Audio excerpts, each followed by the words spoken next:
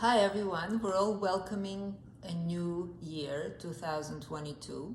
And of course, at the beginning of the year, there are many resolutions that people make, which is a good thing because at least the intention is certainly helpful to changing things for the better. And maybe some of you have made resolutions about piano playing.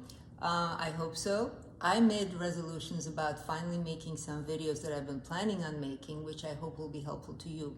So today's video has to do with the correct posture and relaxation. That's very, very important along with that posture, because let's face it, no matter how great a posture we take and how optimal it is, if we are rigid within that posture, we will not be able to play the piano very well because we need the freedom of arm movement and so on. So the correct posture is kind of a universal. You're going to see many illustrations of it in the beginnings of method books. You're going to see many tutorials and videos, and I'm going to be very brief because I'd rather move on to relaxation and just go over what it is and maybe one particular aspect of it that you normally, or at least I normally don't notice in the videos, which is how far away you sit from the piano. So let's start with that. Now, to address the entire posture, we're actually going to start from the bottom and go up. So first and foremost, your feet need to be planted flat on the floor and feel that the floor is supporting them. It's good to wear sensible shoes like mine, and if for some reason your feet or your child's feet don't reach the floor exactly, it's very important to have a little stool and to adjust the height so you can use that as support. The second point is very important because I often don't see it addressed. You actually need to sit fairly far from the piano, kind of at the edge of your chair, so that there's plenty of room in front of you for your elbows to pass in case they need to, which they often do. And then you can use, together with the support of your feet, your torso will be very well supported, and you will be able to use the weight of your torso and channel it into your playing, so you don't need so much force to press the notes. You can use the weight of your torso.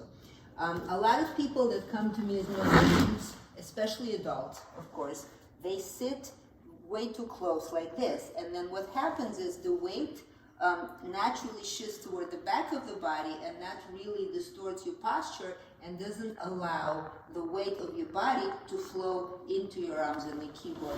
So again, please make sure that you sit far enough, and you'll get used to it. If in the beginning it feels a little awkward, you'll get used to it and quickly appreciate the freedom that it brings to your arms and torso.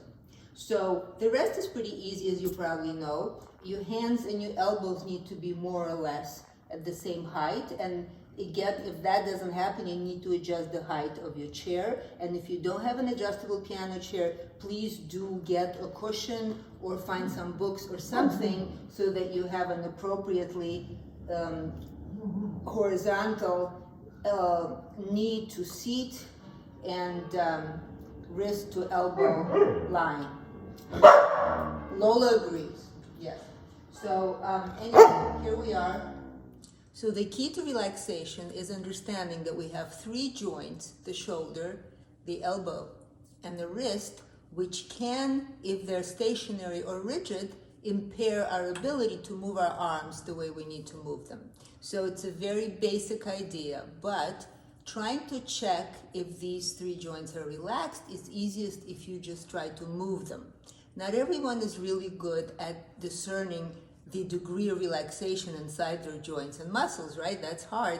But if you try to move your shoulder or your elbow or your wrist, there's no choice but to relax those joints, which is why that's all you really need to remember, is to try to move them periodically as you practice, and gradually you'll get used to playing with your shoulder, elbow, and wrist relaxed. So as you're sitting down, no matter what you're playing, you can stop and just move a little bit, literally a second or two, and you will accomplish what you need.